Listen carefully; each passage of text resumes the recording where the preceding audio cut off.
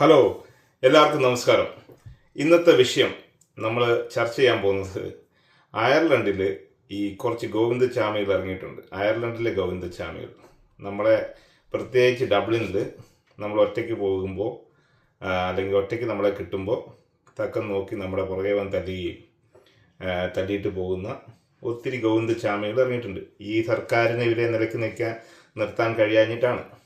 അതിനെ പറഞ്ഞിട്ട് കാര്യമില്ല. നമുക്ക് ഈ സർക്കാരിനെ മാറ്റിമറിക്കാനൊന്നും പറ്റില്ല. അവരങ്ങനെയാണ്. ഓക്കെ, ഇവിടുത്തെ നിയമം അങ്ങനെയാണ്. ഈ ചാവേലികളെ ഇങ്ങനെ വളർത്തിക്കൊണ്ടേയിരിക്കും. ഇവരുടെ അടി കൊണ്ട് നമ്മൾ ഇങ്ങനെ സഹിച്ച് നിൽക്കാനേ പറ്റുള്ളൂ. ഇതിൻ്റെ ഒരു വിഷയം എന്ന് പറഞ്ഞാൽ നമ്മൾ ഈ ചാവേലികളുടെ അടിയും കൊള്ളണം, തിരിച്ചടിക്കാൻ പറ്റുമില്ല. പക്ഷേ എൻ്റെ ഒരു അഭിപ്രായം പറഞ്ഞതേ ഉള്ളൂ. ഇതിനകത്ത് നമ്മൾ പരമാവധി ഇന്ത്യക്കാർ, പ്രത്യേകിച്ച് സ്റ്റുഡൻസിനാണ് ഇത് ഫേസ് ചെയ്യേണ്ടി വരുന്നത്. നിങ്ങൾ സിറ്റി സെൻറ്ററിലേക്ക് പോകുമ്പോഴും ഈ പരട്ടകളുള്ളിടത്തേക്കൊക്കെ പോകുമ്പോൾ ഇമാര് 10-20 പേര് ഒന്നിച്ച് നിൽക്കുമ്പോൾ ഒറ്റയ്ക്ക് അങ്ങോട്ട് പോകാതിരിക്കുക. ഇവരെ കണ്ടു കഴിഞ്ഞാൽ വേറെ വണ്ടി വിളിച്ചല്ല, ടാക്സി വിളിച്ച് വേറെ ഏതെങ്കിലും ഭാഗത്ത് പോവുക, അല്ലെങ്കിൽ നമ്മുടെ മൂക്കിൽ കൂടെ ചോര വരും. അതുപോലെ തന്നെ നമ്മൾ 1-2 ഒരു 5-10 പേര് ഒന്നിച്ച് എവിടെയെങ്കിലുമൊക്കെ നിങ്ങൾ സ്റ്റുഡൻസ് ഒന്നിച്ച് പോകാൻ ശ്രമിക്കുക. പിന്നെ ഇവന്മാരെ നമ്മൾ ഇവരുടെ കണ്ണിലേക്ക് നോക്കി തിരിച്ച് നിന്ന് കഴിഞ്ഞാൽ ഇവന്മാർ ഓടും.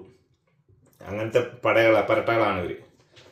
ഈ പടകളിൽ നമ്മൾ ഇവരുടെ ഫേസിൽ ഇവിടുത്തെ പ്രത്യേകിച്ച് ഇതുപോലത്തെ പരട്ടകളെ നമ്മൾ നേരിട്ടിടേണ്ടത്, ഇവരിങ്ങോട്ട് വരുമ്പോൾ ശംഖ് വിരിച്ച് കണ്ണിലേക്ക് നോക്കി ഇന്ന് ഇമാർ ഓടും. പക്ഷെ അതിനുള്ള ധൈര്യം നമുക്ക് വേണം. അത് ധൈര്യം വേണമെന്ന് പറഞ്ഞാൽ ഒറ്റയ്ക്ക് പറ്റില്ല, ഒരു 3-4 പേരെങ്കിലും കൂടെ വേണം, എന്നാലേ ചെയ്യാൻ പറ്റുള്ളൂ. അപ്പോൾ നമ്മൾ ഒരു ഗ്രൂപ്പായിട്ട് ഇതിന് നമ്മൾ നേരിടുക.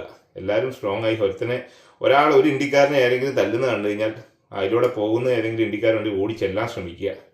അങ്ങനെയൊക്കെ നമുക്ക് അവനെ രക്ഷിക്കാൻ കഴിയുള്ളൂ. അല്ലാതെ ഇപ്പോഴത്തെ രീതി അനുസരിച്ച് മലയാളികളായിക്കോട്ടെ അടി കൊള്ളുന്ന കണ്ടു കഴിഞ്ഞാൽ മറ്റവൻ നേരെ വണ്ടിക്ക് പിടിച്ച് വീട്ടിലെത്തിയിട്ടുണ്ടാവും. അപ്പോൾ അതൊക്കെ മാറ്റേണ്ടിയിരിക്കുന്നു. അപ്പോൾ ഈ ചാവേലികളെ, ഇവിടുത്തെ ഗോവിന്ദചാമികളെ നേരിടാൻ നമുക്ക് ഇങ്ങനെയൊക്കെ പറ്റുള്ളൂ. പിന്നെ വേറൊരു കാര്യം പറയാനുള്ളത്, ഇവിടെ പ്രത്യേകിച്ച് നമ്മളായിട്ട് ഈ ചാവേലികളെ ഇവരെ ഇറക്കി വിടുന്നത് ഇവിടെയുള്ള കുറച്ച് ഈ ടീമുകളാണ്. വീട്ടിൽ ഇരിക്കുന്ന കുറച്ച് ടീമുകൾക്ക് നമ്മളോട് നല്ല വൈരാഗ്യമാണ്, നല്ല വെറുപ്പാണ്. എന്താ കാര്യം എന്ന് വെച്ചാൽ, നമ്മൾ ഈ മെഗാമേളയും പരിപാടിയൊക്കെ നടത്തുമ്പോൾ അവിടെ പോയി ചെണ്ട കൊട്ടുക, അവിടെ പോയിട്ട് ആർഭാടം കളിക്കുക, ഇതൊക്കെ കാണുമ്പോൾ ഇമാർക്ക് കലിപ്പുണ്ടാവും. അപ്പോൾ ഈ പരമാവധി മെഗാമേളകൾ ഇതിൻ്റെയൊക്കെ ഈ കോമ്പറ്റീഷൻ അങ്ങ് കുറയ്ക്കുക. നമുക്ക് കുറച്ച് ഉള്ളത് കൊണ്ട് സൈലൻ്റായിട്ട് പോകുന്നതാണ് കുറച്ച് ബുദ്ധിപരമായ നീക്കം.